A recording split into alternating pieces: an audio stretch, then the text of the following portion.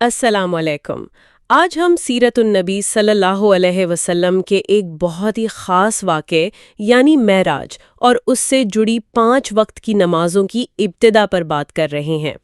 ہمارے سامنے عبداللہ فرانی صاحب کی کتاب سیرت النبی صلی اللہ علیہ وسلم قدم بقدم کے کچھ اقتباسات ہیں۔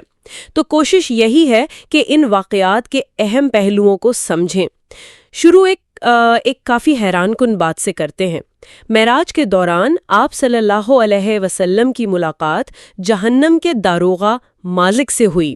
روایت میں ہے کہ وہ کبھی مسکراتے نہیں، لیکن انہوں نے آپ صلی اللہ علیہ وسلم کا استقبال کیا۔ جبریل امین نے کہا بھی کہ اگر وہ کسی کے لیے مسکراتے تو وہ آپ صلی اللہ علیہ وسلم ہوتے۔ یہ تو اپنے آپ میں ایک گہری بات ہے۔ جی بالکل، یہ واقعہ کی عظمت کو ظاہر کرتا ہے۔ اچھا، سب سے پہلے تو یہ بات آتی ہے ذہن میں کہ یہ سفر تھا کیسا؟ مطلب صرف روحانی تھا یا جسمانی بھی؟ کتاب اس پر کیا کہتی ہے؟ جی، کتاب میں بہت واضح موقف ہے اس بارے میں۔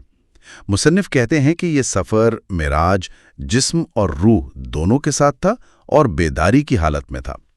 اچھا، اس کی ایک دلیل وہ یہ دیتے ہیں کہ اگر یہ صرف خواب ہوتا نا تو مکہ کے مشرکین اتنا شدید مذاق نہ اڑاتے۔ اچھا؟ جی، کیونکہ وہ تو آپ صلی اللہ علیہ وسلم کے دوسرے روحانی تجربات یا خوابوں کو ویسے بھی کوئی خاص اہمیت نہیں دیتے تھے۔ ان کا وہ شدید رد عمل، وہ شور مچانا، یہ ظاہر کرتا ہے کہ آپ صلی اللہ علیہ وسلم نے ایک حقیقی یعنی فزیکل سفر کا بتایا تھا۔ اچھا، یعنی ان کا مذاق اڑانا ہی ایک طرح سے ثبوت بن گیا کہ یہ کوئی عام خواب نہیں تھا۔ بالکل بالکل، مصنف کا استدلال یوں ہی ہے۔ اسی جسمانی پہلو کی وجہ سے تو یہ اتنا بڑا معجزہ مانا جاتا ہے۔ کتاب میں وہ اس بات کا بھی ذکر ہے کہ آپ صلی اللہ علیہ وسلم نے اللہ تعالیٰ کو دیکھا یا نہیں۔ اس پر مختلف روایات ہیں اور مصنف کا مشورہ یہی ہے کہ اس معاملے میں زیادہ بحث میں نہ پڑھا جائے، خاموشی بہتر ہے۔ یہ کوئی ایسا بنیادی عقیدے کا مسئلہ نہیں ہے جس پر کوئی پکڑ ہو۔ صحیح۔ اور وہ جو ذکر آتا ہے کہ واپسی پر بستر اسی طرح گرم ملا، یہ تو وقت اور فاصلے کے بالکل الگ ہی تصورات لگتے ہیں۔ یقیناً یقیناً، یہ اس سفر کی جو برق رفتاری تھی اور اس کی معجزاتی نوعیت اسی کو دکھاتا ہے۔ لیکن دیکھیں، معراج کا اثر صرف وہ رات نہیں تھی۔ اگلے ہی دن اس کا ایک بہت بہت اہم نتیجہ سامنے آیا۔ وہ تھا 5 وقت کی نمازوں کی باقاعدہ تعلیم۔ اچھا، تو نمازوں کا جو طریقہ ہے، جو اوقات ہیں، وہ یہاں سے شروع ہوئے؟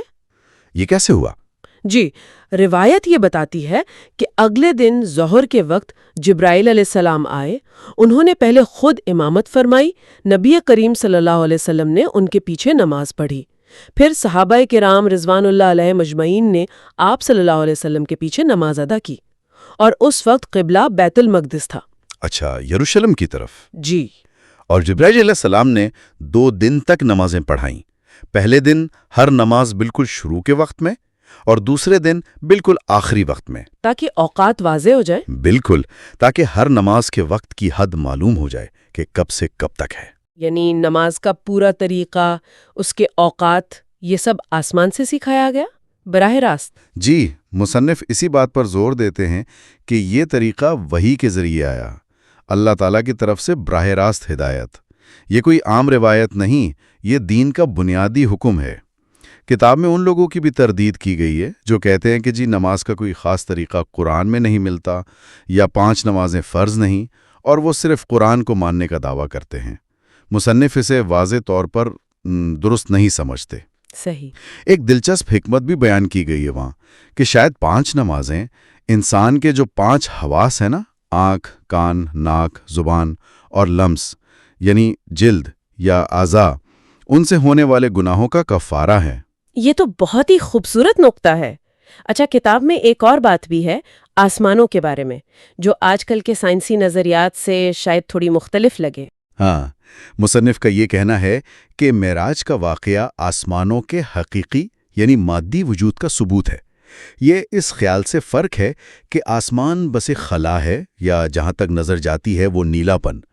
قرآن و حدیث میں 7 آسمانوں کا ذکر آتا ہے، تو یہ واقعہ ان غیبی حقائق کی تصدیق کرتا ہے کہ آسمان ایک ٹھوس حقیقت ہیں، صرف ہمارا تصور نہیں۔ تو اگر ہم آج کی گفتگو کا خلاصہ کریں تو اس کتاب کے مطابق معراج ایک حقیقی، جسمانی اور روحانی سفر تھا، اور اسی سفر کے نتیجے میں 5 وقت کی نمازیں فرض ہوئیں۔ ان کا طریقہ، ان کے اوقات، سب وحی سے سکھائے گئے۔